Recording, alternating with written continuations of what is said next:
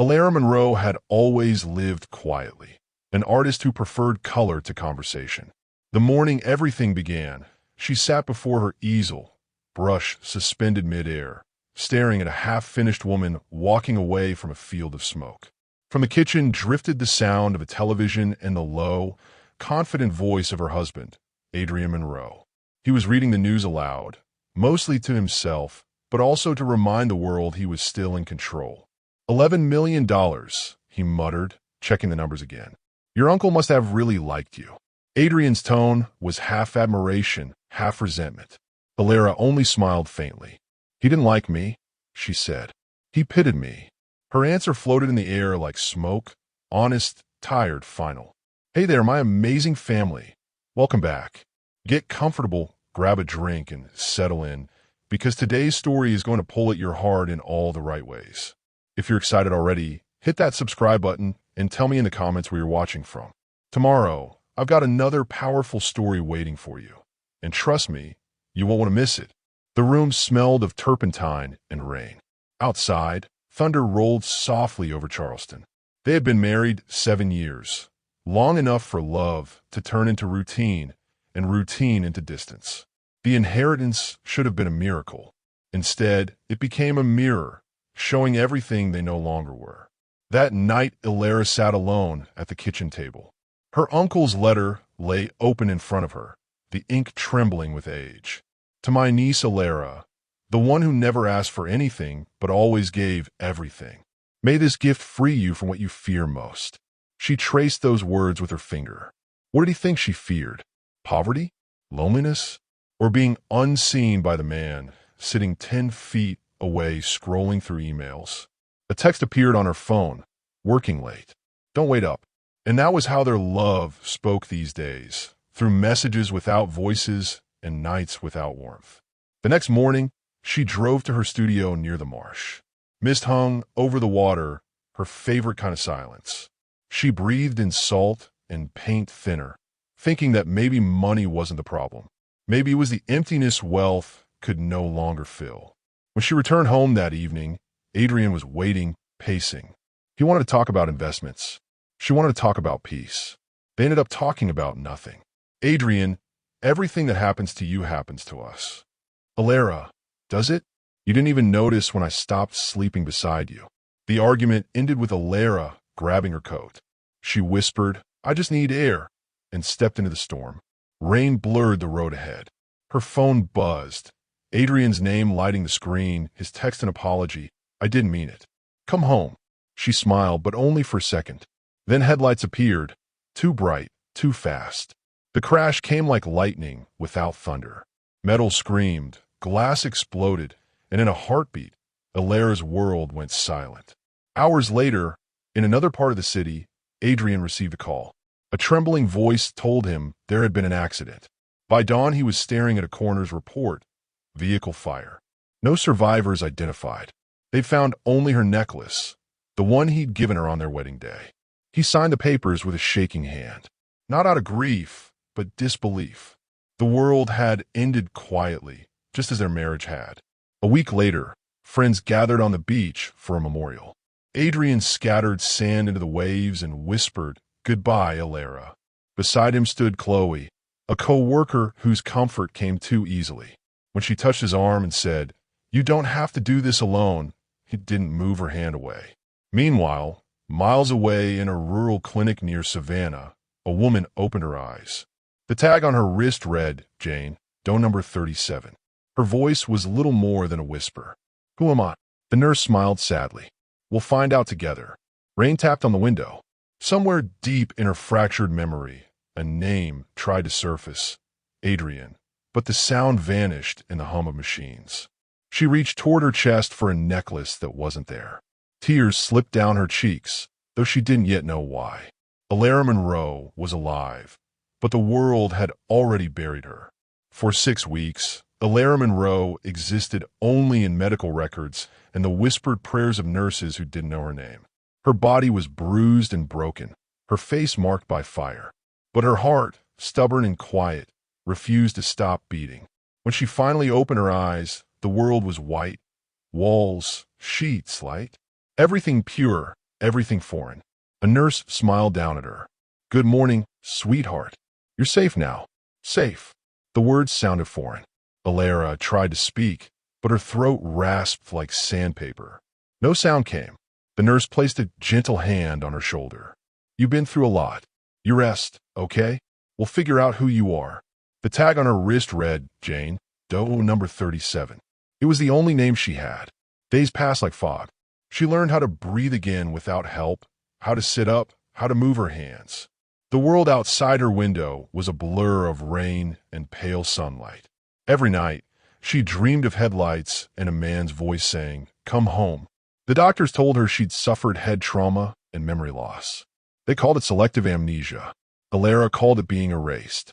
When they asked if she had anyone they could contact, she shook her head. She wasn't sure whether she truly didn't remember or whether some part of her refused to. One nurse, an older woman named Marla, took special care of her. Marla would bring her tea, brush her hair, and hum old gospel songs that made the air feel softer. "You're a fighter," Marla said one morning. "You came back from nowhere." Elara smiled faintly, though she didn't understand what back meant anymore. After 3 months, the hospital discharged her. There were no family claims, no visitors, no insurance. Just a woman with a new face and an empty past. Marla arranged for her to stay at a recovery center in a small coastal town. It was a quiet place, rows of white cottages smelling of salt and jasmine. Elara worked part-time arranging flowers at a shop nearby. Every stem she touched felt like a promise that life could still bloom from what was broken. At night, she'd sit by the window, sketching with trembling hands, shapes of faces she didn't recognize. Sometimes she'd hum a tune she couldn't name, one that made her chest ache. Weeks became months. Healing came slowly, like sunlight creeping through a closed curtain. Her reflection looked back at her now, strange, unfamiliar, but alive. Then one afternoon, she borrowed a customer's discarded newspaper. She wasn't sure why.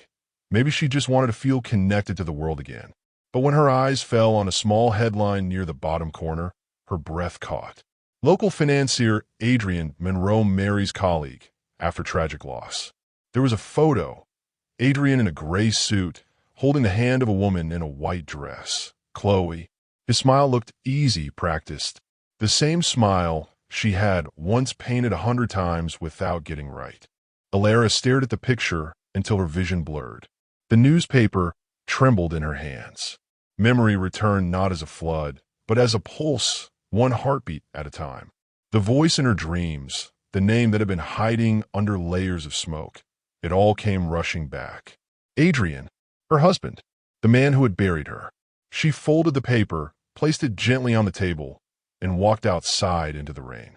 Her knees buckled, but she didn't cry. Tears were for people who still belonged somewhere. That night, Elara couldn't sleep. Every time she closed her eyes, she saw Chloe's face beside his. She remembered the crash, the headlights, the last message, "Come home." Now home had another woman's voice inside it. By morning, she made a decision. She didn't want revenge.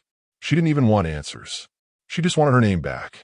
By dawn, Elara packed a small canvas bag, sketchbook, brush set, a change of clothes, and left the cottage. The bus ride to Charleston took 6 hours. Every turn of the wheels felt like another piece of the past rising from the deep.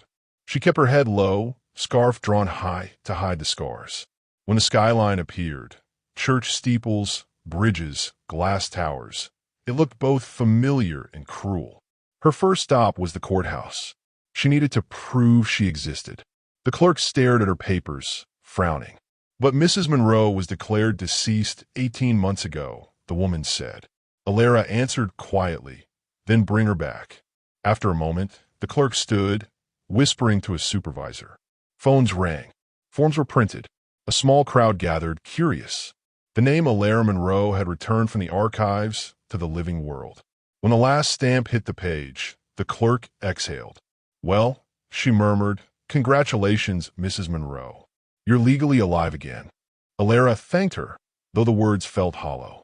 Being alive on paper was not the same as being alive in someone's heart. She walked the old route home. Every block smelled like memory, lavender from the gardens, roasted coffee from the corner cafe, the faint echo of laughter that wasn't hers anymore. The house stood exactly where she'd left it, except the curtains were new and the mailbox bore two names: Adrian and Chloe Monroe. Her breath caught. The world seemed to hold its breath with her. She climbed the porch steps. Rain started again, thin and sharp.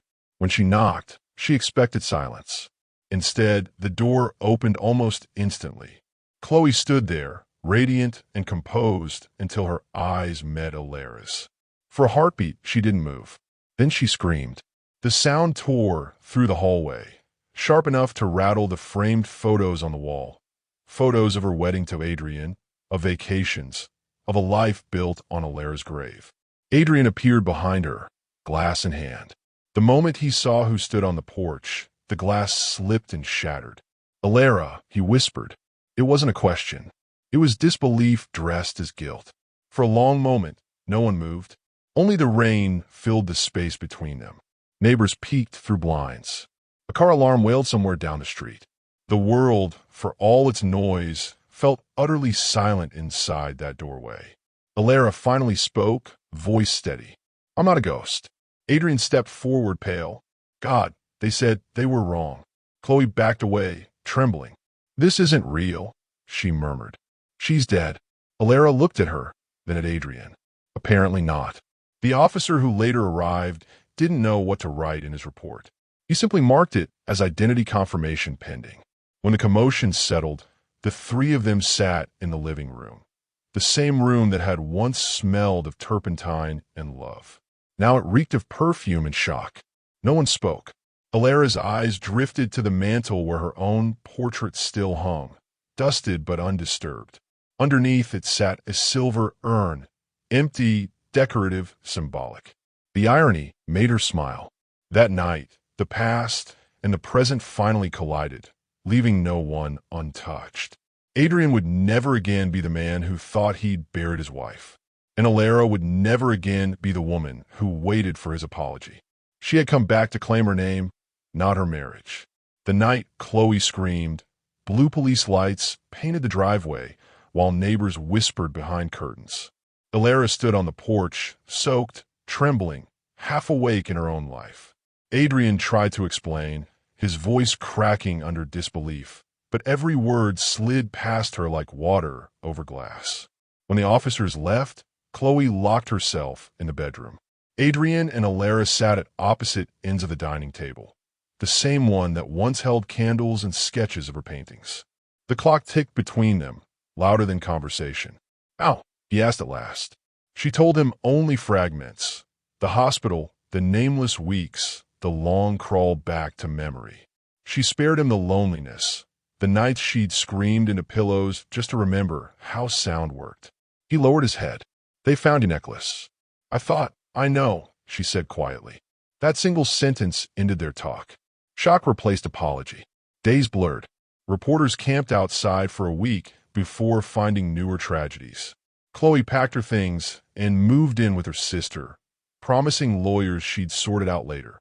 The house returned to silence. Adrian offered Elara the guest room. She accepted. She had nowhere else. Every night, she listened to the refrigerator hum and the walls settle. Sounds of a home pretending to breathe again. In the mornings he made coffee, left early, came back late. They spoke only of errands and legal forms. Each used politeness the way others use armor. Outside, the lavender she planted years ago had grown wild, tangling over the fence. Elara trimmed it back slowly, purple blossoms staining her fingers. Kneeling in the dirt felt honest. It was something she could still control. That's when she found the small stone marker beneath the oak tree. Elara Monroe, forever loved. She froze. Wind stirred the branches, scattering petals over her name. She touched the carved letters, not in anger, but in disbelief, an epitaph written by a man still living. She stayed there until dusk, the sky bleeding orange behind her. For the first time since returning, she cried, not for what she'd lost, but for what had continued without her. That night she began writing letters she would never send. Each started the same way. "Dear Adrian, I remember." By morning she tore them up, the scraps swirling down the drain like ashes. Living beside the person who once buried her was its own quiet torture. He tried small kindnesses, fresh towels folded on the chair, dinner left warming in the oven. She noticed them, thanked him once, then stopped mentioning them at all. Some gestures were safer unacknowledged. One evening, she heard him on the phone with Chloe. His voice softened, careful. "I don't know what I feel," he said. The pause that followed told her everything. That night she packed a suitcase, but couldn't cross the threshold. Fear, she realized, isn't just of pain, it's of empty space on the other side of it. The next morning, she went to the courthouse. When the clerk typed her name and gasped, "You're really alive," Elara almost laughed. Alive. The word sounded like a rumor. Back home, Adrian waited in the doorway. He looked exhausted, eyes shadowed with guilt that apology couldn't fix. "I didn't know how to tell her," he said. "You don't have to," she replied. But inside she wanted him to try, to say he'd searched the rivers, that he'd known she was out there somewhere. Instead he said, "I thought letting go was what love meant." "Maybe it is," she whispered. They stood like that, two survivors of the same accident on different timelines. That night she dreamed she was the one watching a car burn while he pounded on the window, screaming her name. When she woke, she understood. They were trapped behind invisible glass, close enough to see each other, too far to touch. Sometimes resistance isn't anger. Sometimes it's silence, shared under the same roof, pretending the past doesn't still ache. Elara thought she had already survived the worst. But standing in front of her own grave, she realized survival was only the beginning. 2 weeks after the shock of her return, bureaucracy finished what tragedy had started.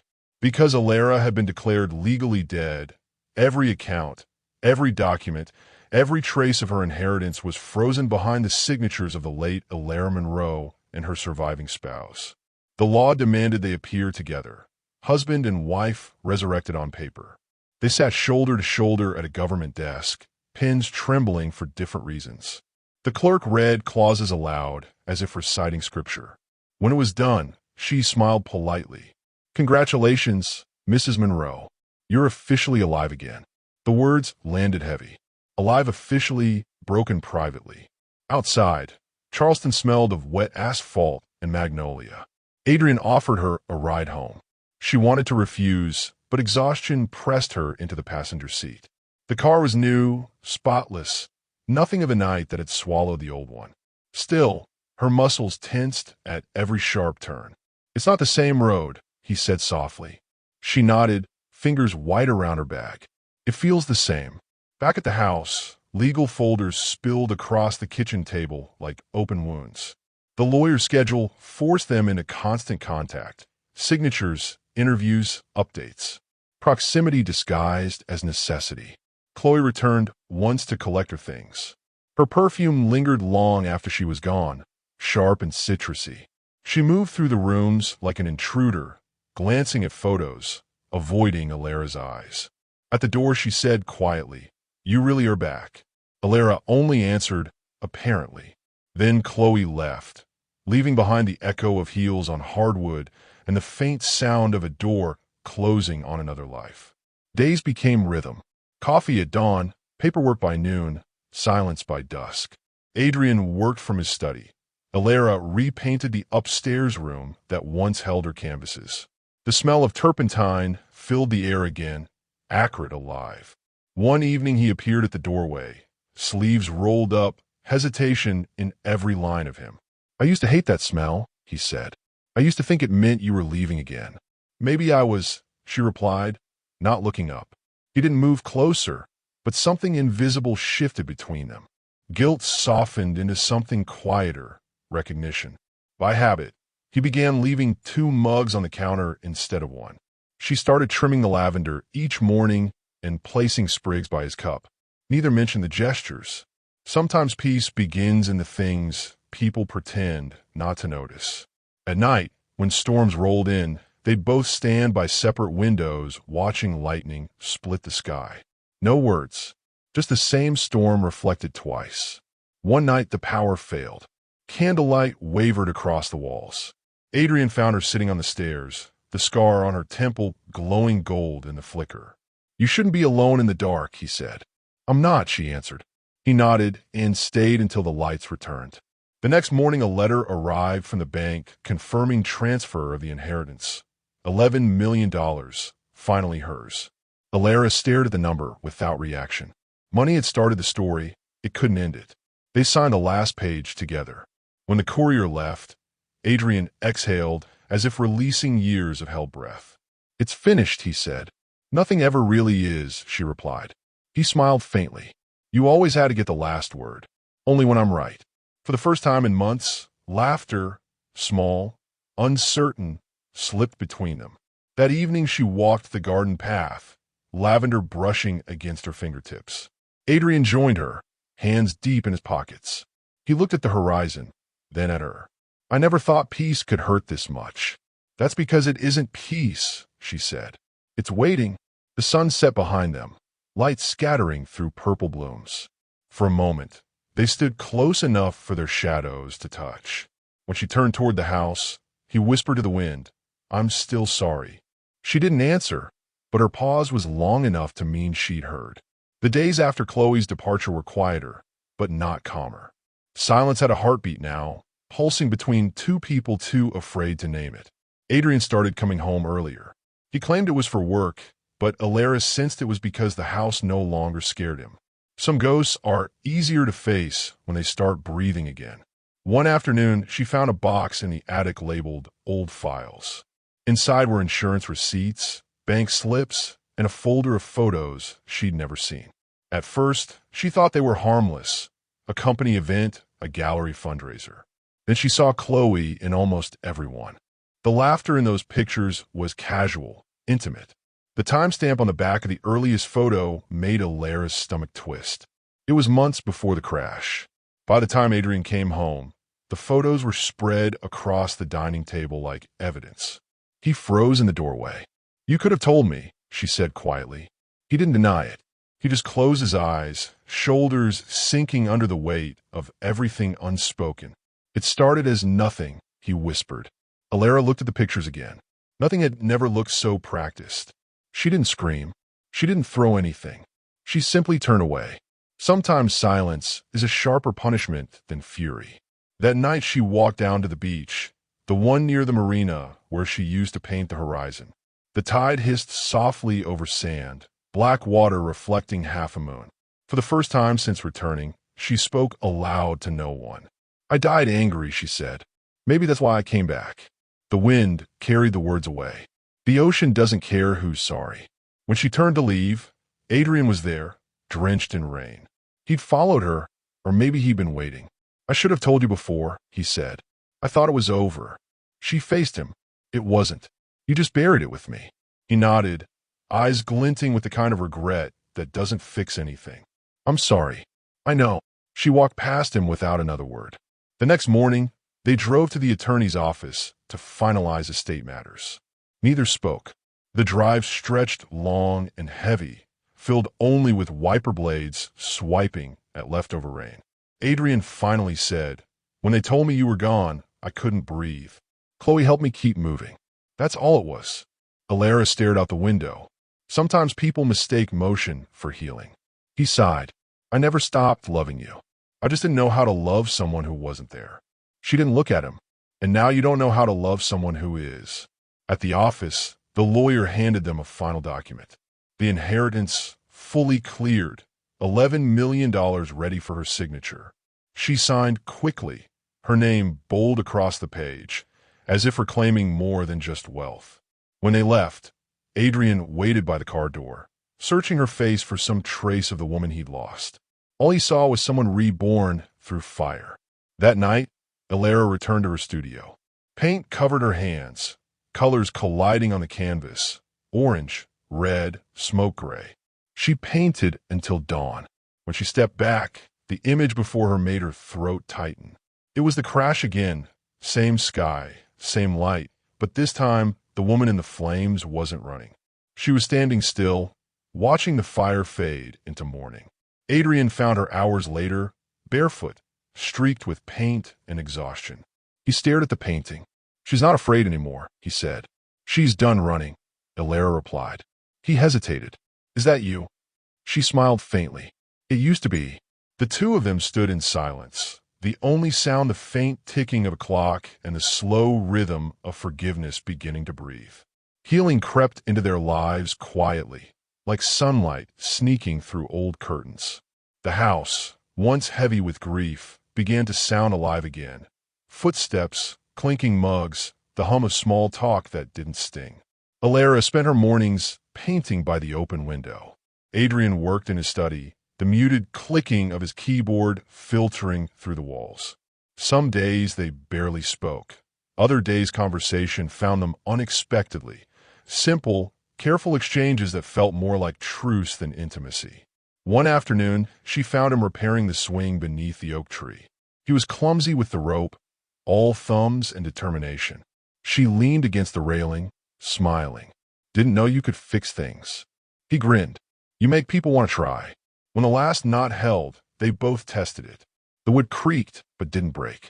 For a moment, they sat side by side, the wind tangling her hair. Neither spoke.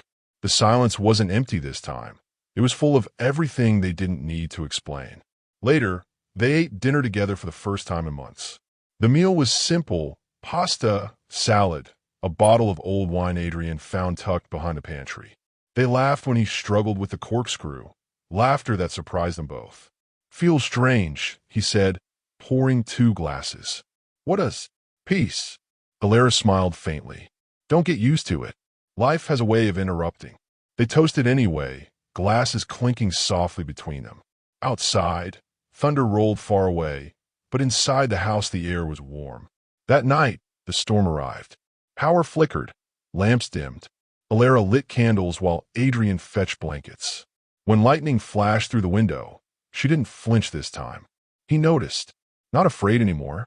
Afraid, she admitted, but learning to stay anyway. He nodded. That's brave. She looked at him. No, it's necessary. The storm raged for an hour, and they sat through it, close but not touching, 2 survivors learning how to share quiet again. When the lights came back, neither of them moved to blow out the candles. Days became gentle. Elara started leaving sketches on the fridge, small notes drawn in pencil, tiny glimpses of humor, a lavender sprig with a smiley face, a cartoon of Adrian fixing the swing. He began responding with post-it notes, try not to make the coffee too strong, or the swings holding up. So am I. It wasn't romance. It was something more forgiving, companionship born from shared wreckage. One evening she found an old photo album on the shelf. Dust clung to its corners like memory, refusing to let go. They flipped through it together, laughing at hairstyles, bad vacations, the absurdity of youth. Adrian stopped at a picture of them on the pier, her hand in his, faces sunlit and carefree. He said softly, I used to think that was love. She glanced at him. It was. We just forgot to keep alive. They didn't need to say more. The album closed with a sigh of pages, like a door shutting on ghosts. Weeks later, the garden bloomed again. Lavender filled the air, bees humming through the air like quiet blessings. Elara cut a few stems and left them by his coffee cup before he woke. He didn't mention it, but he smiled more often after that. Every evening they sat on the porch, watching the light fade. Sometimes she painted while he read, both wrapped in a peace they no longer questioned. Healing, they learned, doesn't come in grand moments. It comes in the soft return of laughter, the gentle rhythm of 2 people who finally stopped running from the truth. Peace ended on an ordinary Thursday. The day began the way all good things do. Quietly, without warning, they'll be taken. Elara had spent the morning painting the horizon in shades of blue. Adrian worked downstairs, humming under his breath, the kind of tune that only people who think they're safe ever hum. When the doorbell rang, she wiped her hands and went to answer it. The sight on the other side froze her. Chloe. Her expression wasn't anger. It was something sharper, disbelief dressed as pride. You're hard to find, she said. Elara stepped aside, unsure why she allowed her in. Chloe walked through the house as if cataloging would have been stolen. So this is it, she said softly. You came back, and he just forgot everything. Elara folded her arms. You're trespassing. Chloe laughed, brittle. You think this is your home? It was never his until you died. Adrian appeared in the hallway, his voice rough. Chloe, please. Don't. She turned, eyes blazing. Don't act like you didn't build this new life on her ashes.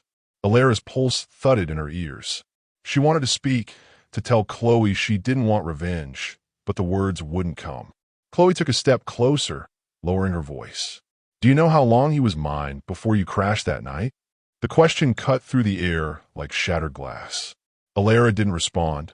She didn't need to. The truth was already in Adrian's silence. Chloe smiled, not with triumph but exhaustion. I thought I could hate a dead woman. Turns out it's easier to hate the living. She brushed past Adrian and left.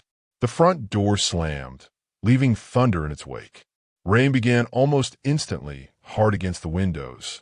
Elara stood at the threshold, motionless, her own reflection trembling in the glass. Adrian reached for her arm, but she stepped back. She's right, she said quietly. You didn't forget me. You replaced me. He shook his head, panic in his eyes. Elara, that's not, don't, she cut in. Don't make me the ghost again. He pressed his palms to his temples, pacing. I thought letting go was what love meant. I thought I had to keep breathing. You could have done that without erasing me. He looked at her, soaked in guilt. I've been trying to make it right, by pretending it never happened. Silence answered. Outside, lightning flashed, and for a second their faces reflected each other's ruin. That night, she packed a small bag. Adrian found her at the door. You're leaving? He asked. I can't heal in a house that still smells like my funeral. He wanted to stop her, but the strength in her eyes told him she'd already gone. When the door closed, the house fell quiet again. Only this time, it was the sound of something ending for good. Elara drove aimlessly through streets blurred with rain until she reached the bridge, the same stretch of road that had once devoured her. She parked, stepped out, and let the wind whip against her face. Below, the river moved like liquid glass, carrying the ghost of her reflection. She whispered to the night, what was all this for? The storm didn't answer. Maybe survival doesn't come with reasons, just aftermaths. Back at the house, Adrian sat alone in the dark. The lavender she'd left on the counter had wilted. Beside it lay a note scrawled in blue paint instead of ink. You buried me once because you thought I was dead. Don't do it again while I'm still breathing. He read it twice, then folded it carefully, pressing it to his chest. For the first time since the crash, he cried. Not for the woman he'd lost, but for the one who had finally found herself without him. Morning broke over the city like an old scar reopening. Elara woke in a motel outside Charleston, the same one she'd stayed in during her first months after the crash. The walls still smelled faintly of disinfectant and salt. Nothing had changed, except her. She sat on the edge of the bed, watching light creep across the floorboards. There were no texts, no calls, just silence, the kind that doesn't hurt anymore, only reminds you of what's gone. She brewed coffee in a paper cup and stared out the window. Cars came and went. People lived their lives, none of them knowing a woman in room 17 had been both dead and alive in the same lifetime. Her sketchbook lay open on the table, filled with unfinished drawings. She turned to a blank page and wrote, I survived. Now what? The question looked simple, but it carried everything she didn't know how to say. For the first time, she realized survival wasn't enough. She didn't just want to live. She wanted to belong. To herself, not to anyone else's version of her. Adrian hadn't slept. The rain had stopped, but his mind was still storming. He sat at the kitchen table, Elara's note unfolded before him, its paint-stained words burning brighter than any accusation. He thought about the woman he'd lost, the one he'd betrayed, the one who'd come back to remind him that love without truth isn't love, it's cowardice. By sunrise, he grabbed his keys and drove. He didn't know where she'd gone, but he followed instinct, memory, guilt, all the same compass pointing toward her.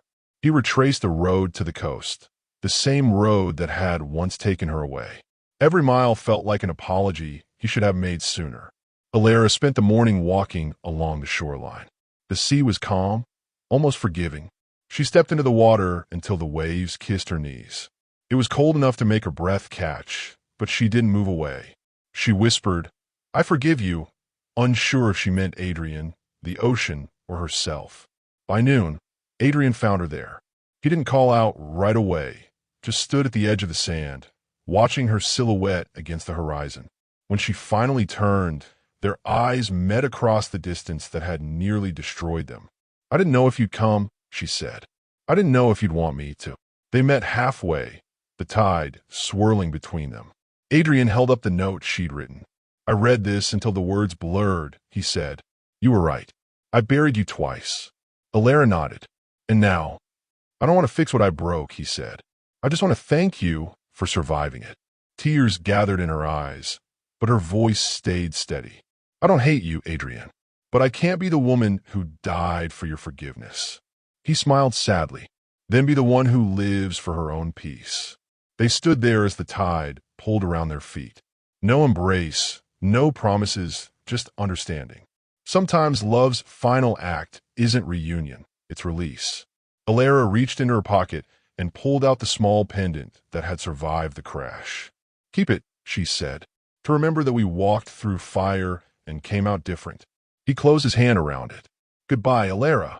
She hesitated. Not goodbye, just the end of the same chapter. As she walked away, the wind lifted her hair, the ocean reflecting streaks of gold across her path. Behind her, Adrian stayed on the shore, watching the woman he'd lost finally find herself. A week after the beach, Elara woke to sunlight spilling through thin motel curtains. For once, the light didn't feel like judgment. It felt like forgiveness. She packed her few belongings into the same canvas bag she'd carried since the crash. Brushes, sketchbook, one change of clothes. There was no rush, no fear. The world was hers again, not because it owed her anything, but because she'd finally stopped running from it. She drove north along the coast. The road curved through marshland, the air heavy with salt and wildflowers. Every turn of the tires hummed a soft, steady truth. She was alive, and she was choosing to be. In Savannah, she stopped at a small art gallery tucked between a bakery and a bookstore. The sign read, Local Artists Welcome. Inside, canvases leaned against whitewashed walls. The owner, an older woman with paint on her fingers, studied Elara's portfolio and smiled. These aren't just paintings, she said. They're stories that survive the fire. Elara exhaled, a soft laugh caught between disbelief and relief. Maybe that was what she'd become, a story that survived its own ending. The woman offered her a corner wall for display. Elara nodded. One wall is enough. She rented a small studio apartment above the gallery. Mornings smelled of coffee and turpentine. Evenings glowed with the hum of distant jazz. She signed her pieces, Heart, a quiet tribute to the woman who had loved too hard and finally learned to love herself. Each painting was a memory retold in color. The lavender field, the swing under the oak, the flame that became dawn. People began to take notice. They said her work felt like hope after loss. She never corrected them. Her days fell into rhythm again. Peaceful, solitary real. One afternoon, the gallery door opened and Adrian walked in. Time had carved gentleness into him. He looked older, lighter, like someone who'd finally learned to live with what he couldn't fix. He stopped in front of a large canvas titled The Fire and the Sea. It showed a woman standing before flames that bent toward the horizon, her reflection rippling in calm water. He turned when he sensed her watching him. For a heartbeat, neither spoke. It's beautiful, he said at last. Pain usually is. Once it stops hurting, she replied. He nodded. I came to see if you're okay. I am, she said. More than okay. He smiled faintly. That's all I needed to hear. They walked through the exhibit together, quietly like tourists in their own history. When the lights dimmed at closing, he turned to leave. She called after him softly, Adrian? He paused. Thank you, she said, for letting me go. He nodded. Thank you for coming back. And that was all. No promises, no return, just peace shared between two people who had finally learned that love and freedom could coexist. A month later, Elara returned to the cliff where the crash had once ended her life. Grass had grown over the scars in the road. Nature, in its quiet mercy, had healed what humans could not. She dropped a sprig of lavender into the wind and whispered, "Thank you for breaking me just enough to start over." The breeze caught it and carried it toward the horizon. Light shimmered across the sea, and for the first time, she didn't think of loss. She thought of distance, how far light can travel after darkness. Elara Monroe didn't just survive a crash. She survived herself, her grief, her guilt, her ghosts. And in doing so, she discovered that sometimes the bravest thing a person can do is to live again when no one expects them to. Some stories aren't about miracles.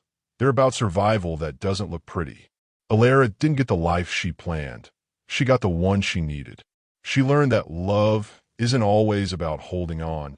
It's about letting go without losing yourself. Now I want to hear from you. If life handed you a second chance after losing everything, would you take it? Would you walk back into the fire to reclaim your peace?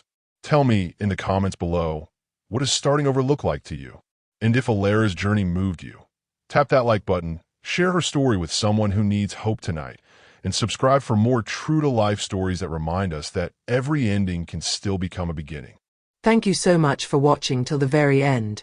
I hope you truly felt this story as much as I did telling it. We've got plenty more powerful stories waiting for you, so don't stop here. Just click on the video showing on your screen right now and keep the journey going. I'll see you in the next one.